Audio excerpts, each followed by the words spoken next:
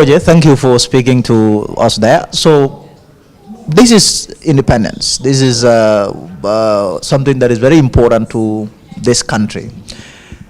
As someone who was there, what can you tell us? What are some of the things that you remember about independence? Well, thank you very much, Lamin Jai, for coming again to interview me, particularly on this very, very important issue of Gambia's independence.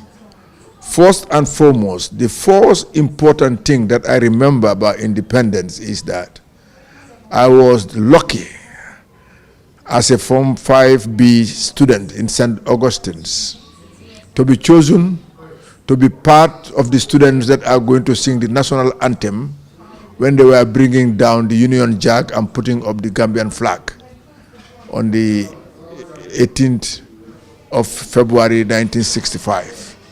I think that was really something that I still remember, and I cherish it very much. And I think those people who fought for independence, who made the Gambia to be what it is today, all of us should always not only remember them, but should commend them, pray for them, and thank them, particularly those who are no longer with us, who have passed away.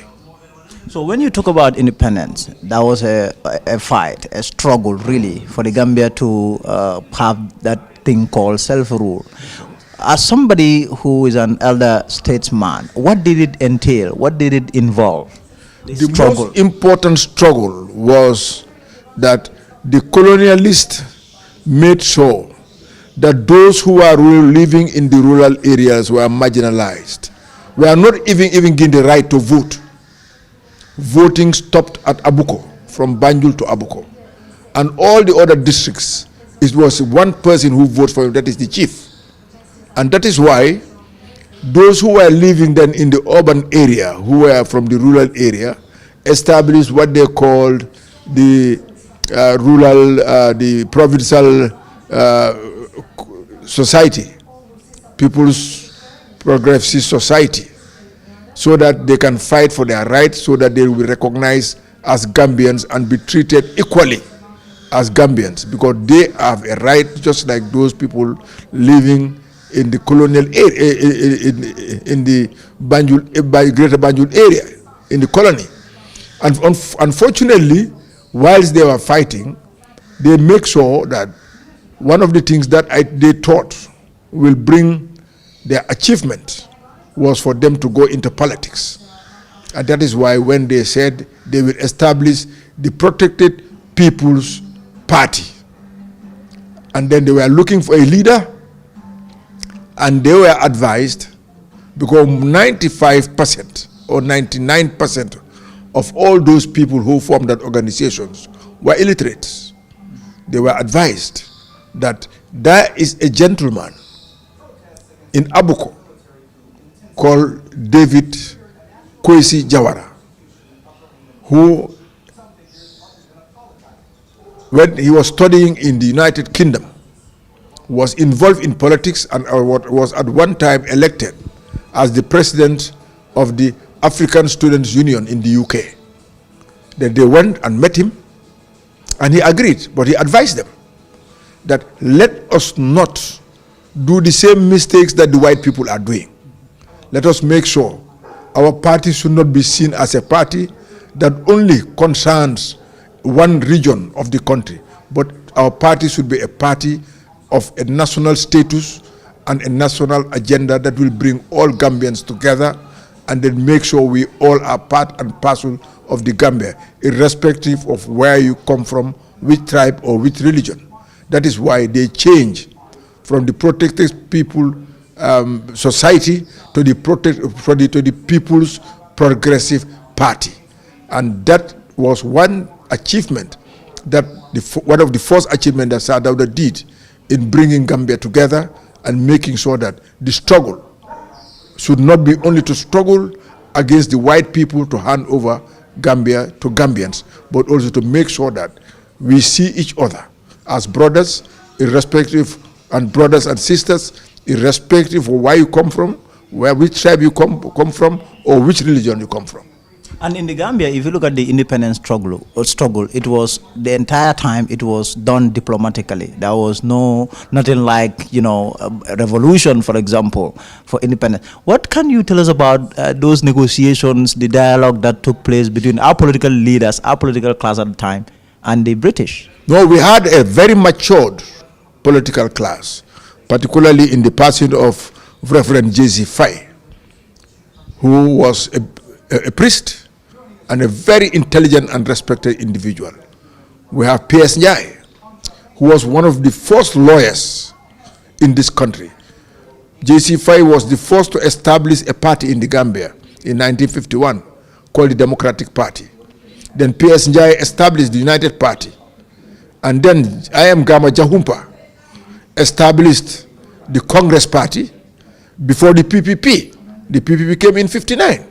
But all these people were very genuine people, very mature people, very responsible people, and these leaders were Gambians who saw Gambia and nothing else, and who saw each and every Gambian as a brother and a sister, and they want Gambia to be one family. That is why, up to today, Gambia is one of the few countries in Africa that has never been destabilized, that has never seen violence. And I think it is important for the young generation to learn from the policies, programs, and the missions of these former leaders, these are great leaders, and make sure that we push this agenda of peace and stability for Gambia. When I was making the eulogy during Sadauda's funeral, I said, all rivers flow to the ocean. The parties are the rivers, and the big ocean is the Gambia. Therefore, all parties put together, all leaders of parties put together, Gambia is more important. And therefore, that is why whatever we are doing, Gambia first and nothing else.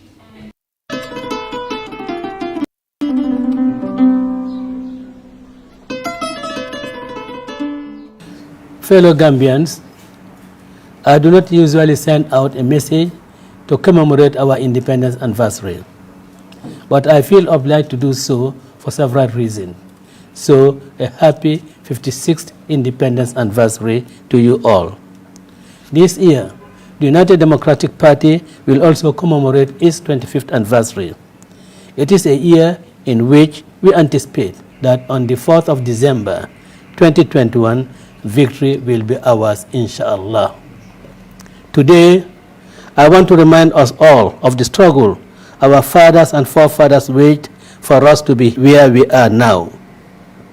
To remind us of the strong message that is emboldened in our national anthem. A message that should remind each and every one of us in our every thinking moment what the Gambia, our homeland, is and should mean to us. The words, that all may live in unity, freedom and peace each day. The words, let justice guide our actions towards the common good. The words, and join our diverse people to prove man's brotherhood. And the words, we pledge our firm allegiance, our promise we renew, should always be at the back of our minds that this Gambia, our homeland, is our identity and our birthright. My message to you all today is a message of renewed hope, a message of unity, a message of peace, a message of oneness and togetherness, and a message of patriotism above all else. Fellow Gambians, each day we hear the news of our sisters and daughters losing their lives while giving life. Each day we hear of our sons and daughters dying in foreign lands, being deported back home unceremoniously, or drowning because they dared to cross the Sahara Desert and the Mediterranean Sea to look for greener pastures. Each day we hear the cries of our mothers, our wives, our sisters about the high cost of living and the inability to feed their children.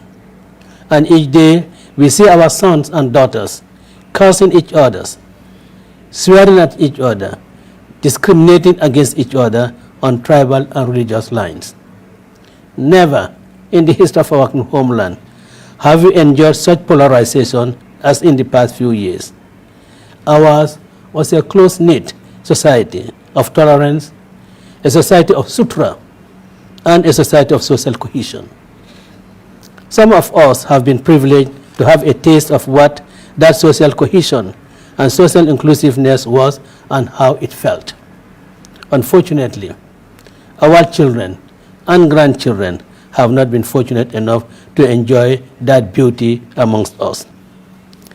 I call upon all of us who knew what it felt like to share and show those who were not lucky to witness that era what it feels like to belong, to be one, to be our brothers and sisters keepers, our neighbors keepers, and to live in harmony.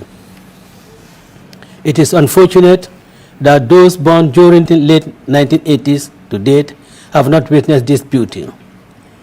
It is unfortunate that the regime that brought in the military junta broke the chains of ethnic and religious tolerance and instilled hatred and contempt amongst us.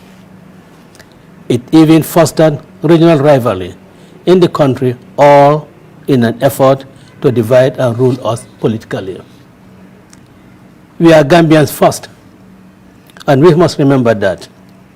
We promise and commit that a UDP government will bring back that sense of patriotism and oneness in our society. We promise that there will be zero tolerance for tribal, ethnic, and religious division.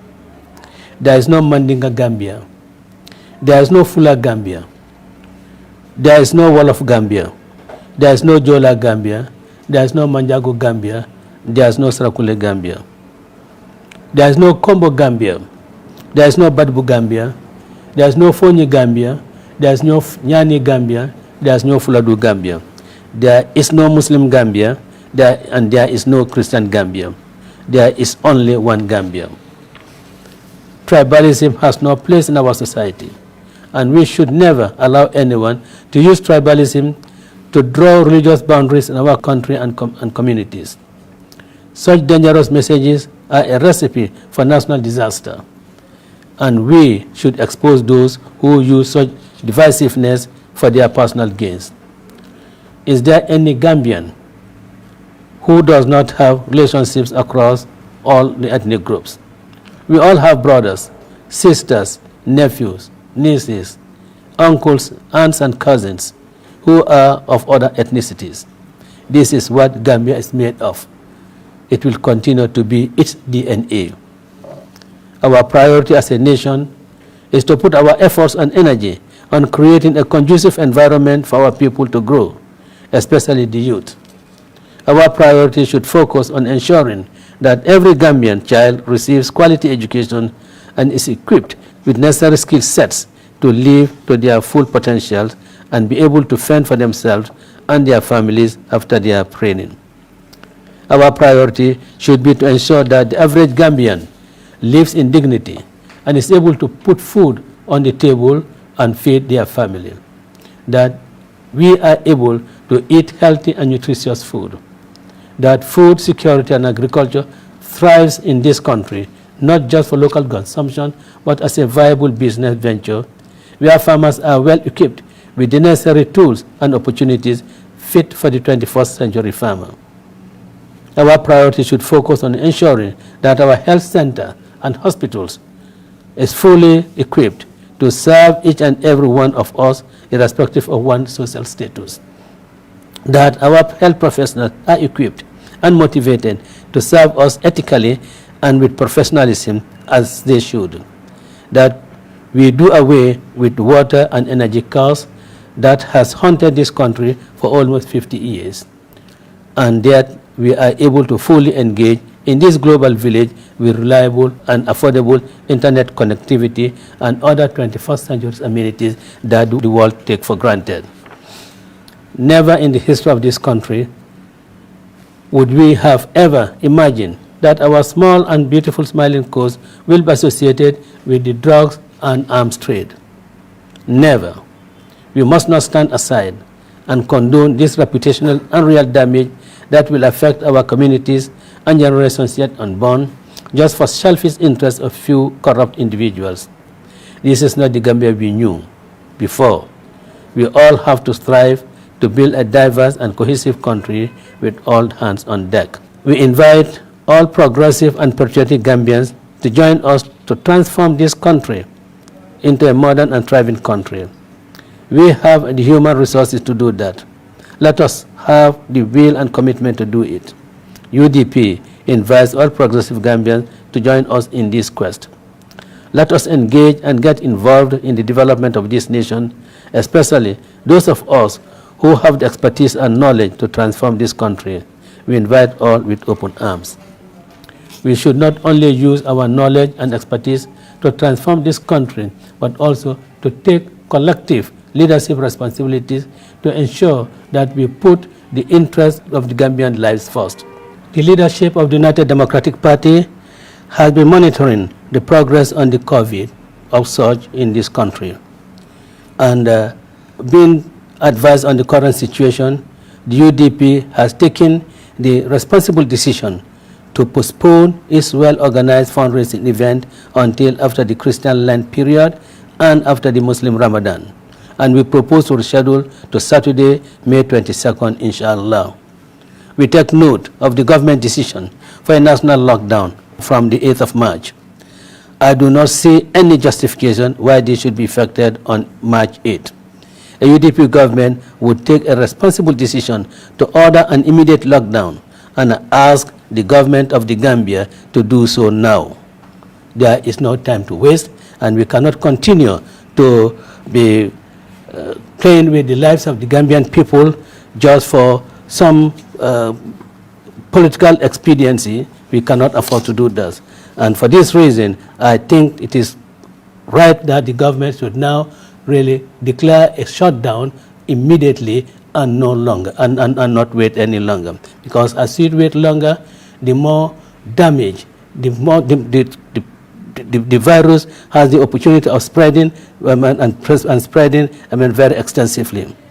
In conclusion, I urge each and every one of us to sensitize and educate our offspring and their fellow brothers and sisters on our moral obligations as patriotic Gambians, about our civic duty to make the right, honest, and ethical decision for the Gambia ever true.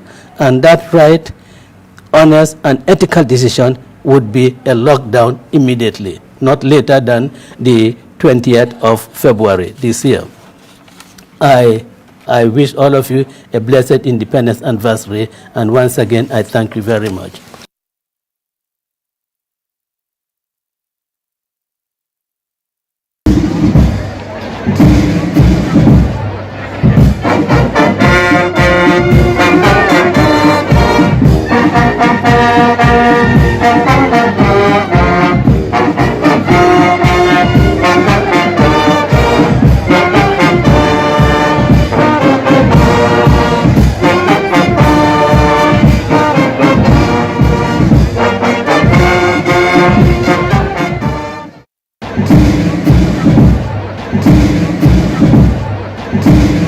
Thank you. So we are here with the leader of Citizen Alliance, who is Dr. Ismail Assise. We will talk to him about independence. Doctor, thank you. Thank you, Lamin, once again. Doctor, so when you talk about independence, a lot, I'm sure, would come to your mind. As a political leader, what would you say specifically when you talk about independence? Well, independence, we have to ask ourselves the question, are we really independent? And if so, to what extent are we independent? Obviously, we have political independence in 1965, when the Gambia was given to Gambians to govern. But for me, when I think of independence, I think of all the opportunities that we've missed, which led to our collective failures today as a nation. Because after 56 years of independence, we have very little to show for. So when you look at the issue of independence, the political independence is one thing, but you have other forms of independence: financial independence, for example, economic independence, social independence. But let's talk about the struggle. You are a political leader, but also you are a political analyst, a political scientist. In terms of the struggle for independence in the 1960s until the time we gained independence in 1965, what have you, in your research throughout, what have you uncovered in terms of the struggle for independence? Well, the struggle for Gambia's independence wasn't that very difficult if you compare to other countries in the West African continent. You remember Kwame Nkrumah got independence in 1957 in Ghana. He had to go to jail, obviously. He was released from prison and he won the election when he was in prison. Other countries had to go to war, a bitter war, especially Lusophone and some Francophone countries. For Gambia, it was, yes, very tough negotiations to grant Gambia independence, because it was at a time when very few people believed in Gambia's potential to survive as an independent sovereign state. You recall Bakili Rice's very famous book where he said the birth of an improbable nation, because very few people believed that the size of our country, our geography, our resources, both human and natural, were not enough to sustain us as an independent entity. Many solutions were sought, of course. One was the Malta solution, whereby we would still be under the crown. Others was the Senegambia solution, federation with. In fact, some even went further to suggest a federation with Sierra Leone, but the distance made that impossible. However, the founding fathers of the Gambia, Sadar Jawara and others who were at that time, believed that the Gambia could be a sovereign state, and they fought hard in two negotiations, even though they are not very bitter, as difficult as other countries, but yet they made a case that the Gambia can be an independent state, and so it became an independent state on the 18th of February 1965. But in terms of the size, did that really matter? The issue of size, the Gambia being maybe a smaller country, that is why all the things that happen in other countries, bigger countries, for example, going to war, insurrection, just to make sure that you kick out the colonialists.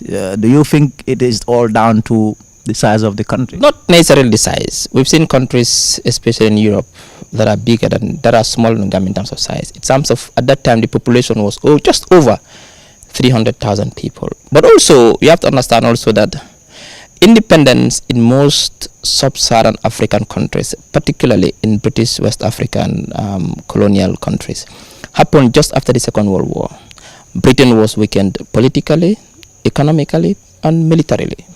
So therefore, they could not afford to maintain empire as they knew it before the Second World War. So it was a kind of a coincidence between nationalism from within most post-colonial African states like the Gambia, and also Britain's loss of standing internationally. They are going inwards after losing, or after they were weakened after the Second World War, when the center of power shifted away from Western Europe to America. So there are two factors that played there. That is internal pressures to nationalism from within most African countries, but also for British foreign policy changed, and their view on empire also changed because just after the war. So it was a coincidence, but also many countries, it was a norm. It was a norm at that time that many countries became independent, starting with most French West Africa in the 60s, and it became a norm. Sierra Leone and all these countries became independent, and obviously Gambia wanted to be independent as well as a state. But don't look at the size. The population also mattered. It was over 300,000 people. Geography mattered. We were inside, literally, inside Senegal, like one observer would call a hot dog in a roll. Obviously, a very small country inside Senegal with a very small population, with hardly any mineral resources, hardly any human capital. You could count the number of lawyers we had in your fingertip. So therefore, they thought that Gambia was not really ready for independence. And Senegal had a foreign policy, obviously, at that time. They knew the importance of Gambia geographical, especially the geopolitics of the whole thing, that you need to go through Gambia to move easily from northern Senegal to southern Senegal. And they knew the geography of it, so they also wanted an arrangement that really could favor ease movement within the Senegambian region. So obviously, but what happened was that Jawara and co stood their ground and said, look, Gambia can become independent, and true to their word, they led us to independence. Now we got independence, and here we are, the country clocking 56 years.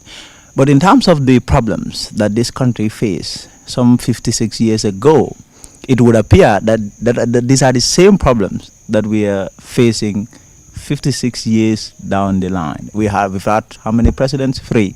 Whether that is small or a lot, well, that is down to debate. But then, in terms of addressing the issues, really, what would be your assessment of the past 3? Well, the third one, we are still in that. The past 2.5 administration, if you like. Well, I think they've all had their challenges. They've all come to power. The presidents, obviously, we have to focus on because they had the administrations, came to power at different times with different challenges, with different contexts. Sadada came to power at a time when he was supposed to cobble up a nation. You have to remember also, nation building in sub-Saharan Africa is unlike a nation building in Europe. We are small entities, and in the Berlin Conference, obviously, the European powers sat and put the map of Africa, and they created arbitrary borders, meaning that in a place they call the Gambia, they put people inside, and they call them Gambians, people who were once hostile to each other, and they divided families and friends. Now, bringing together in latent hostility different ethnic groups into one country, and they call it Gambia. Now, building a nation state was a very difficult challenge. So our founding fathers, people like the Sadada Jawaras, the Nkrumahs, the Bandas, and others, the Kawundas, they were focused on that, building a nation state. That is why most of them said, you know what, multi-party democracy was a stumbling block to nation building at that time, because what it did was it tore apart tribes along political lines. That is why most countries at that time opted for one-party states. Now, for Jawara, his focus was, 1, give us independence, 2, build a peaceful, stable, democratic state, and I think he succeeded in that. When it comes to infrastructural development, other developments, maybe he didn't have the power to do that. At that time, Gambia was struggling. But also, we have also ups and downs. When we had independence in 65, 10 years later, there was the Yom Kippur War, and it led to the 1973 oil crisis, which really kind of handicapped the global economy. And Gambia was part of the global economy at that time. So that disturbed us. Now, come Jammeh was also faced with different challenges. He inherited a country that was weakened, where there are barely weak institutions, no resources, corruption was rife at that time. And then when he came to power, there were sanctions against him also across the world. So he struggled from the beginning, but he had the support internally. So he also did what he could, obviously. The Barrow administration still doing the same thing. We didn't see any change, actually. But I think Gambia, the power of our country and the potential of it has not been matched by the leadership we've had since independence. I think that is our problem now. So you are saying that there has been a deficiency in terms of leadership? Visionary, effective leadership. That has been our problem. The Gambia has huge potentials. A powerful country with the right resources, with the right people and the right mindset. What we lacked is a good driver to lead us to the promised land. And what one thing do you think that Gambians should reflect on this day? It's our collective failures as a country. 56 years of independence, what have we achieved as a country? Today we can barely feed ourselves. Over 60% of what we eat, nearly 70% comes from outside. We hardly produce anything that we use and sell the rest to the outside world. We hardly can be able to cure ourselves, because every medicine we use in this country comes from outside, but also sometimes, in fact, when you are sick, you need Medicare, you have to go outside of the Gambia. We can barely provide our own electricity needs after 56 years of independence. Senegal is giving us, we're getting from the car power ship from Turkey. We can barely get clean water for our people. We can barely provide good schools, quality education for our children. We can barely support our farmers so that their farming can benefit them. So we have multi-complex problems, and we are still yet to find our feet. We have more complex problems coming. You look at trends across the board, social, economic, demographic, environmental trends. They all point to a disaster-like situation in the next 25, 30 years if we don't change course. The world is moving so fast, and we are still stuck with today. So we have two problems. The complex problems of today. We must also anticipate and get ready to solve tomorrow's challenges, which will be even more complex. So for me, Failure so far. Dr. Caesar, thank you. Thank you. Thank you.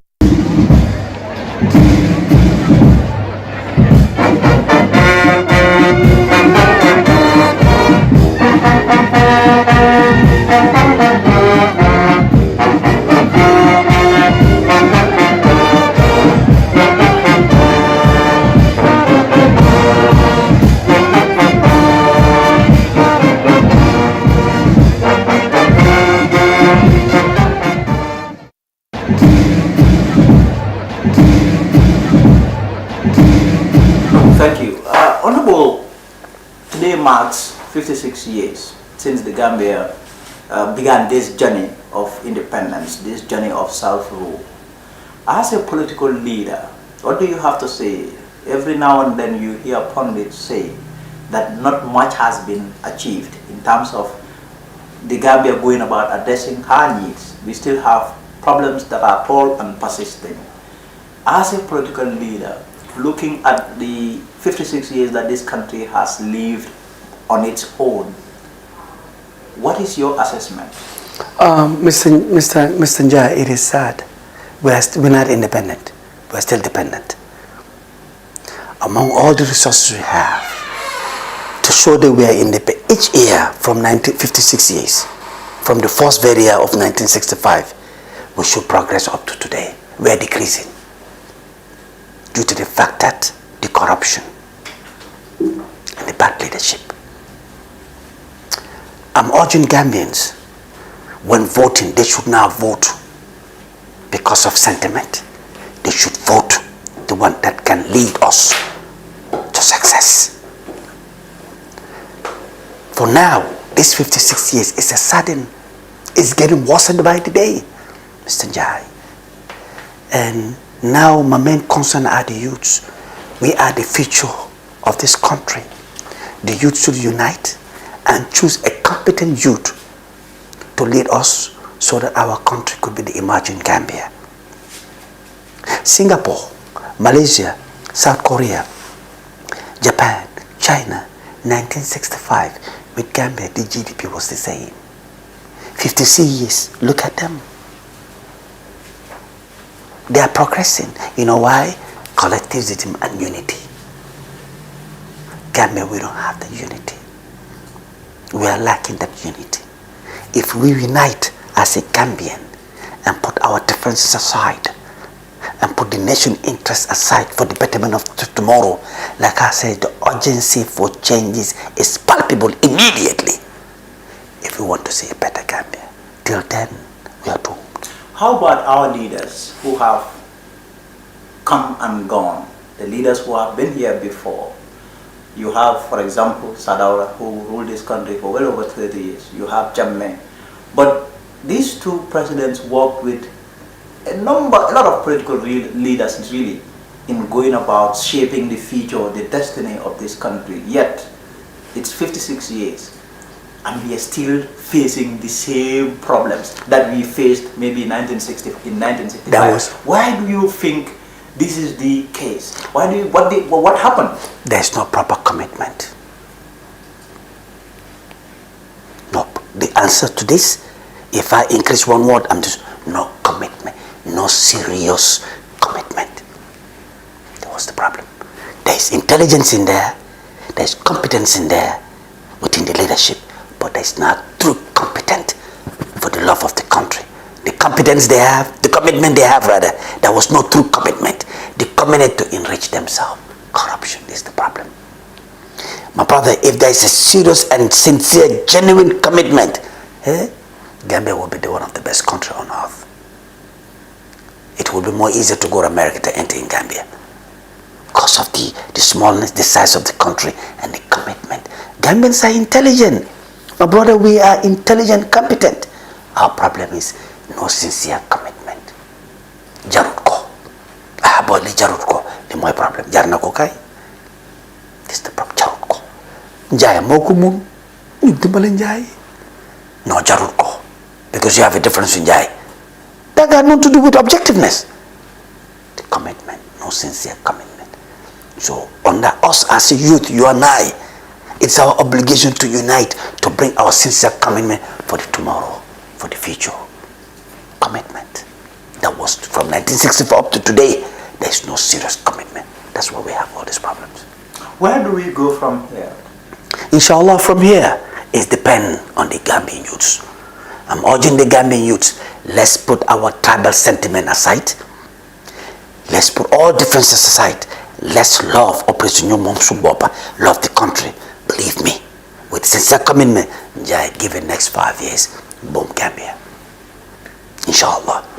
But bring $7 trillion, no sincere commitment, even Bachili lead. I'll put people in jail. At the end of the day, people will go to jail. How can I do it by myself? But if we have serious commitment, 0 minus deficit 0, the small we have, give us 10 years, we're gone. World map.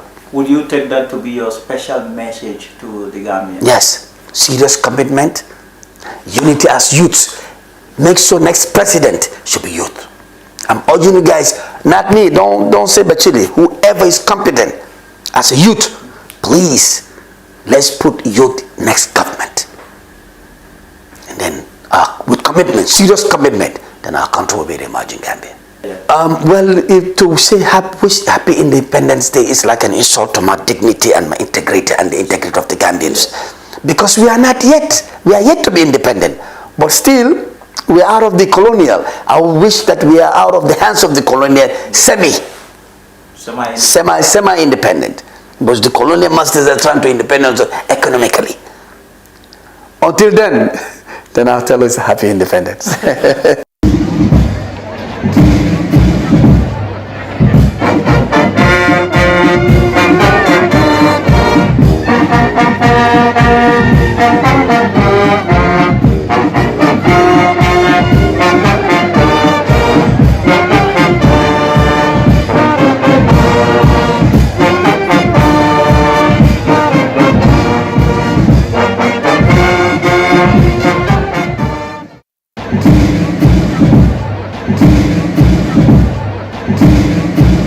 Thank you. So we are still on the independence. We're now with a political science lecturer at the University of the Gambia, said Mati Jau. He will speak to us in the context of political independence. 1965 was when we got that from the British.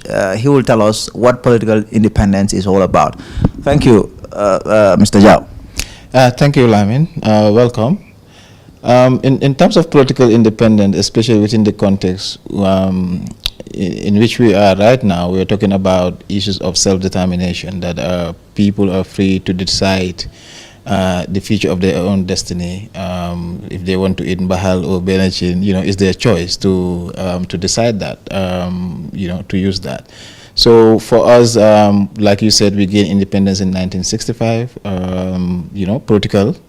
Because today, most of the issues that we're discussing are around economic, and some people are saying, we don't need to celebrate independence because we cannot even produce a match for ourselves and all that. But for me, I feel we still have a country, and that's what our forefathers, our nationalist leaders fought for, to ensure that we are not homeless like in many other places. They ensure that we have a country called ours, a country called the Gambia, where all of us belong. I think so. For me, I think we need to celebrate that. We need to thank them, and we also need to continue the journey from where they stop. And every generation have that responsibility to continue the development of the country for the survival of the generations. What do you make of our leaders since 1965, when we gained independence? Our political leaders, these are the people that we have been and continue to entrust with the duty, the responsibility of shaping this country. What do you make of their role in all of this? They say that every country, people deserve the government they get, and so as a people, our leaders are part and parcel of us, so they're a reflection of the wider society that we are. So the way they behave is also shaped by the socio-cultural elements, and therefore that's why we say when it comes to nation building, it's not only the leadership that are responsible. But of course, in terms of answering your question, we have different levels of leadership, what I consider different levels of leadership since we gained independence. First, if you look at the nationalist leaders, those people that fought, their conditions, their situations are not like ours right now. They were perhaps very few, and so they were lightly challenged by the realities of that time. Likewise, we were challenged by our realities. So, I mean, if I compare all these three leadership, I see that most, all of them, they have done their part, given their own context. But of course, at the end of the day, to what extent we are ensuring that they are doing the job that they are doing also is limited. At some point, especially from 1994 when the military intervened, we also have seen that issues of human rights violation came into the front. And then if you compare that to 1965 when we gained independence, one of the primary policy framing around this country was around the issue of human rights. And now, of course, post 2016, we're also seeing issues of human rights being celebrated. And so, if you look at the 1965 to 1994 leadership, also you realize, of course, some of the challenges that they were confronted was the lack of resources and all those things. And it still continues. And so, in terms of their development approach and all those things was limited, and it was community-based. You hear the issues of TC2 and all that. And post 1994, you talk about you talk about military shouras, dictatorship, semi-authoritarian. We've seen expansive aspect in terms of development, including the introduction of universities. So I feel that each generation of Gambians have done their part, and I think we need to appreciate that, and at the end of the day, look at their gaps and then try to see how best we can fill that. And you are an academic.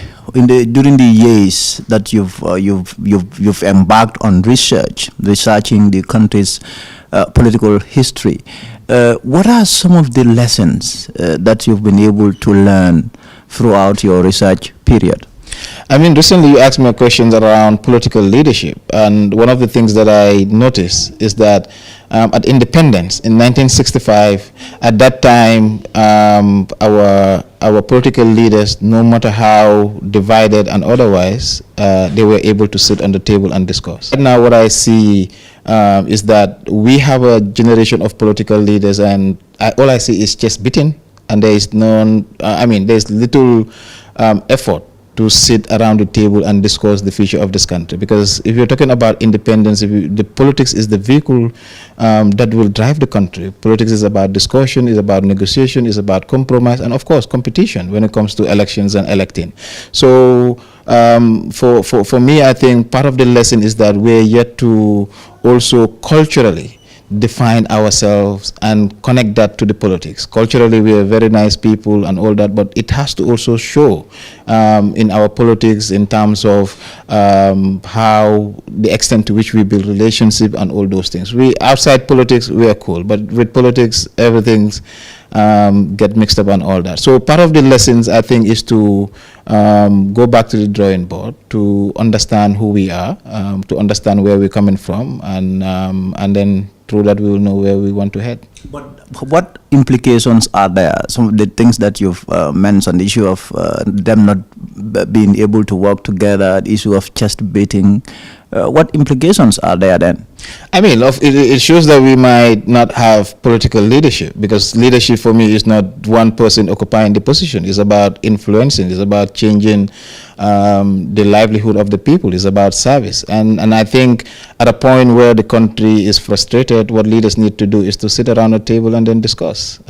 Because, I mean, I am not doubting the fact that each one of them love this country. We all love this country, but to love this country doesn't mean I love this country and this is the way I love this country, so it stops there. It needs to move beyond that. We need to understand the next person, what they think, and how do we add our love together to ensure that the love is stronger so that everybody can enjoy that. For me, I think at 56, and especially being like this year is an election year, I think what political leaders need to focus is how do they get the country together first, before the competition.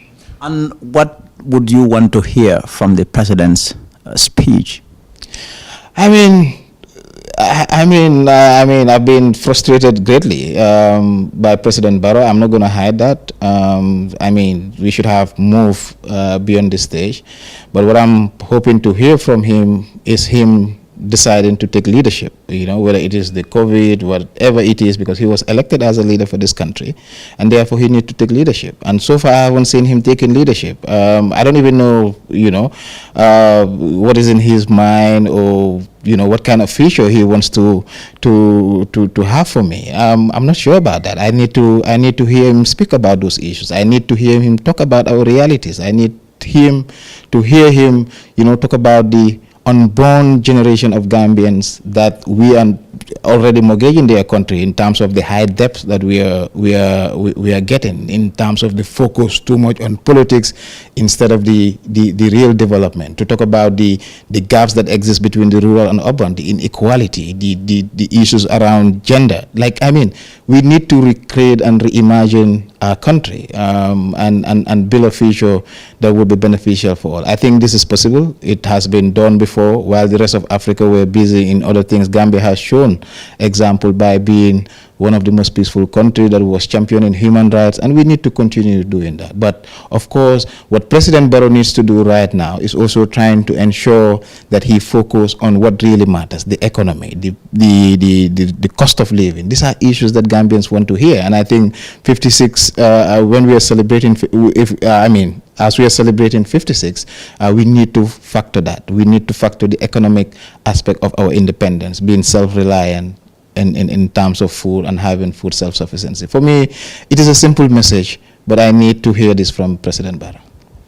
Mr. Sid Matijo, thank you very much for your time. Thank you.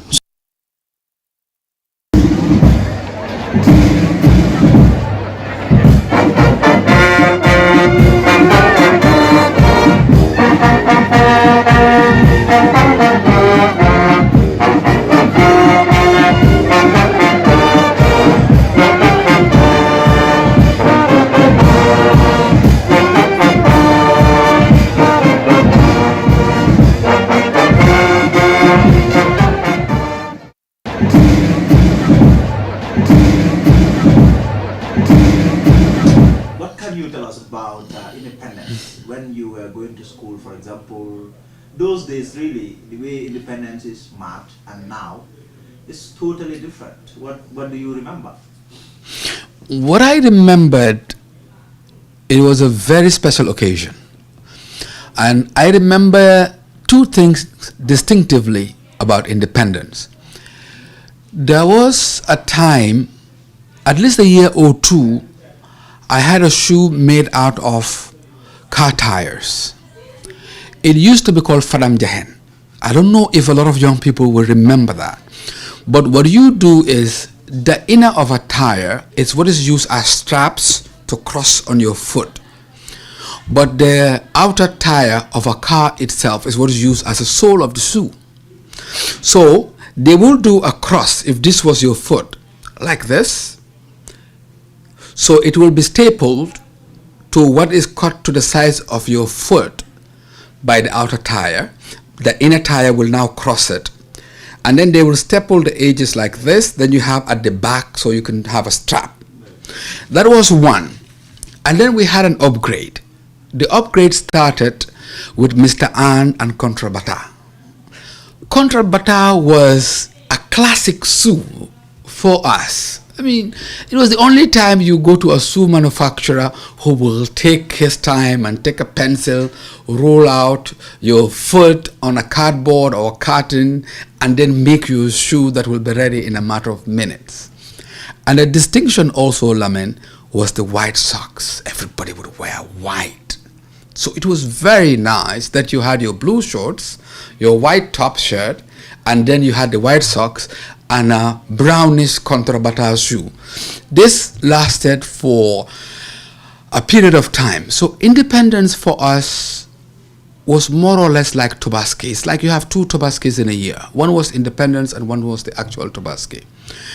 It was marked with huge fanfare and we look forward to it.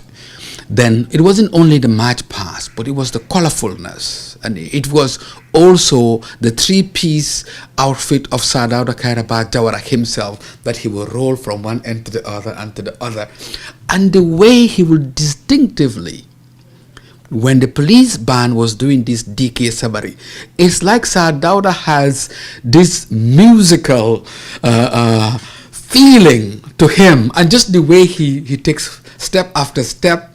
So as a child, I look forward to going to Makati Square or the Independence Stadium to attend the Independence. It was a huge celebration, and it was something we look forward to year after year.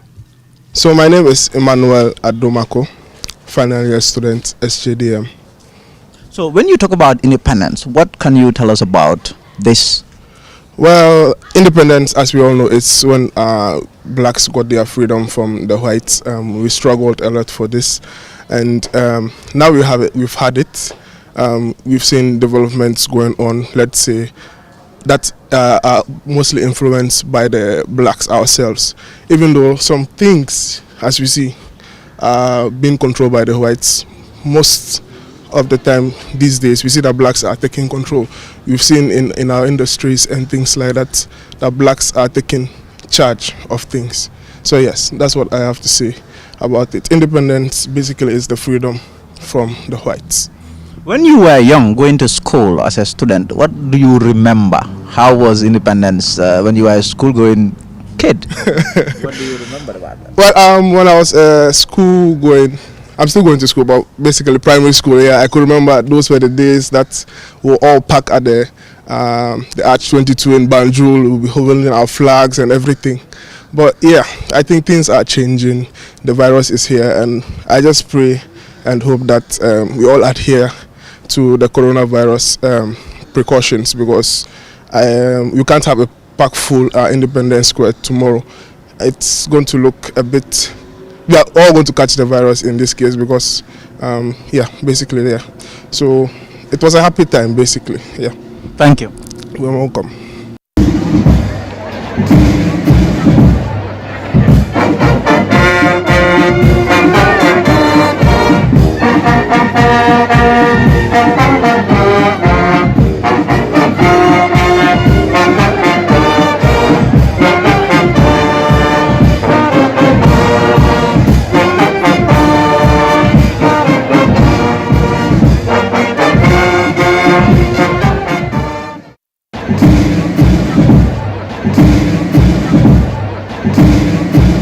Todima masala kinte okay lafta ya fumole bawo bimu independent e financial miro for independent ite mune remember wareta sa mune fono mole membe dending fansoro nyen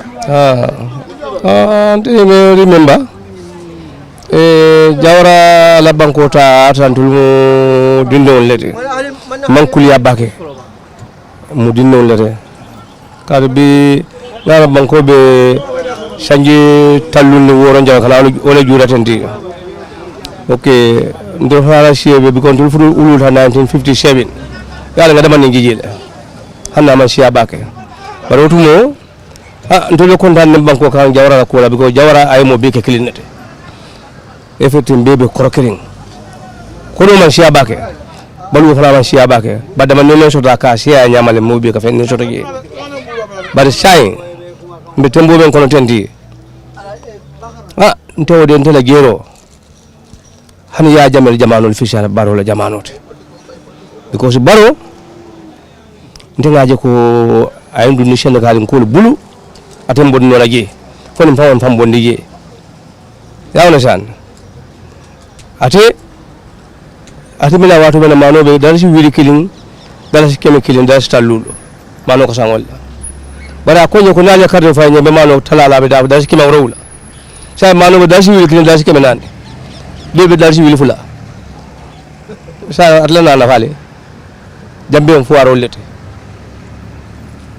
ndurga mano je ndul fama man pameto soto otumo man boto dalasi tawro lan ludo ngasa wala karabulu ma ko 25 kilo de 50 kilo de 100 kilo kata wono das tawro lan lulu no be jam ke sa das wili kilo das kemenan 50 kilo mini bono la banko sama duga la fa ma ko aji way my friend ni manke forcer ni do manke forcer dundi ni ma non ka jenga je do naje ina ko be na man da no kala mbatandi ndangoli baro ko ay ndahani banko kan duga kan ni kilay akala banko akala fi na mama ni jang ata banko be tawa pareta mo ko be la banko tawa ka ko mo le ko lockdown anu ni corona o me ta jan ata en taman tawa ko yo corona le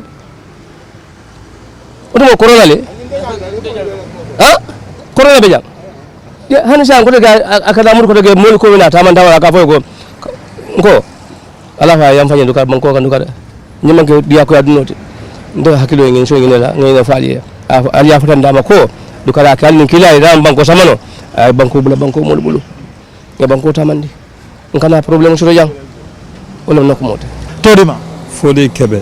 Mr. Kebe, mbe independent jura kang 56 years. Ita mu funding ke walti banko kang. Ita se muna fono mole independent so nyina koto. Well, independent te min lonje. Jawala jamano ntolka abenu nyame ani sai fata batal. Jawala jamano niaje mol sota nyokanne. Mol ka bo santo dula belto nin tolbe yaajan ko mbojan. Nin tan ka bo dula belto ise fotamma. Ay badi ya chokina. Wasa independent no kabi ya fana na wato sita ya decentralized wo kuntu da world kabo jawala time wa inside independent ngamin lo nu o man sota sai In terms of independent man ka farang foje wala mu fan sorodi ye fangala ko keno but banko fele niaji be 56 years now still mol be problem mol complain mol be wosila development man soro funding man dogo soro adong nganyato gol soro all throughout this time nga mol soro men yale marem banko la itam funding ke wote yew ko je nyaaw in terms of Gambia la nyaatata wala la nyaatata balia anim funding ke Gambia la nyaatata ngama na mansakel la karola ka dun tolla dindia wato la jawala time wala kala akolata nyawnya balwol ni kudol sonata fa jawala bataja ya fana na ta tumado o fana la katan ngol kele bar sain den kul bu kata nyaato fa kam ko man ndole jiko min sodo ni mo jiko jan sain ngame banko dingol la fa wonyanda sile nyaayel na jube min nyanda ka banko samano na banko dingol la ya sam wala kumman bar kul man tata kan mo be kumbol bar jongolu fa sa alaten bar kul man tala nyamana ko nyako ala man tala nya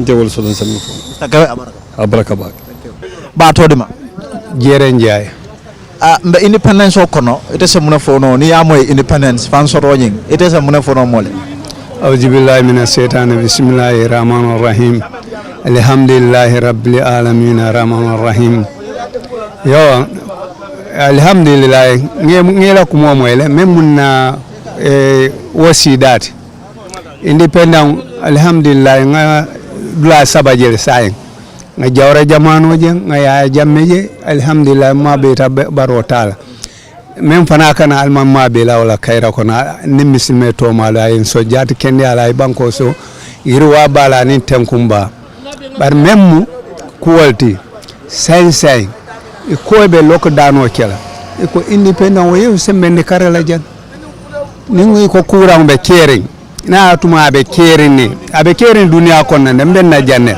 na be jang oto nga sembe ne karal bari ka fu go kare na la len ibe ba kala wonde etini wala wonde something ibe lockdown o kala o man na faj men kuraw men be ja be jan na tuma ne ko la canal nsa bellu bara be jan bidon sambe mun lola la ka be jan nga ke sai nga bula nga lockdown o bula ngaje wallahi wala mo kuwati kuwol ibe kuwo folo la sungola to inaiji ita kuwo tala nangoto inaiji naliko alko membe caring atol ka be caring saite banko be round ali abandi ali banko be round molbe duna nyokon sansane bendo keraja abe caring amma mol bal kuwo kul sai mune batina aba sorana koten sai independent e cancel ngalon ko sayen ko courant be la fakan independent e cancel jana be courant janjandi la mole bodal man soron dulal man soron boda bebe yelle e bola be jine san senten bodal be yelle mol be dunne be fintla sayen ndol safety sayen ka independent ke munel a courant be Sénégal kuwol bebe je Sénégal be kana janebi sa nga sabar ni ko courant be jal ngam pan tankande ngam mol tankande kana na man sa ajibe kana mola man sa ajibe a politika man salen a politicien wala man salem nga tanko lafita tanko ngam be tanko lekel bar man tanka ma nyaake e to lay yin siyande ni membe je otu moy ka mo worol fo mo saba sa be benne sa akasia e be daye la molbe e be kodo di la mol la bodal fa man soro airport to be kodo di la mol e be bulala e bina sa e to le masian security man che fen e man security fen ma muta fen anu mole ka kanda folo man sala kanto be security level ni security fota wala kay mol ila molte kantan wala ite faunta kantan wala mun dala ko mot ni man sa lafita alafita mo lay ma banko kanu abe security la foreign la folo lungolo be mol sola ja mol be nyo sola ja mol ma sila munen man say ka kuleke ni ko mu man sate ebe kawna folo kantala ni e kaw kanta wallahi be man say asotol ni ko men la e wolem ni ko yes ni ko no bari bi ba folate e bigela ko mol kalam wo man ci man ade de ba kan ne sinya wini kili abe jang lumena abe jang del ka barola bunda muta wallahi la jina walun ning kesom e benta bunna la ja bari mun be keri mol keri nyaade mol campagne ko ni man sa mol le clodiate ni naate ye clo woto men ya jibe nin kesobe je ye bula nom ay mol sidin jañol bulande mol no makko kuwol beta ka etinya ka mol kam fan mo men ko tete kala jam foyto la dince o bande o man bete ya ha aro mol kam fan dile mol kanun tewole moma kon bari say mol jawola wolel murundi nimme tiare arsi moy ena lonko bi mun be kere jang wallahi alnga du alman sola kambe on alman sola yuro alman banko sumaya alman sola kayra mol la kayra ko la ilaha mormoto binu sabon o salam wal munakairo manke politicien wallahi nimbarole mbari ay menke mobe ajel baraka ba okay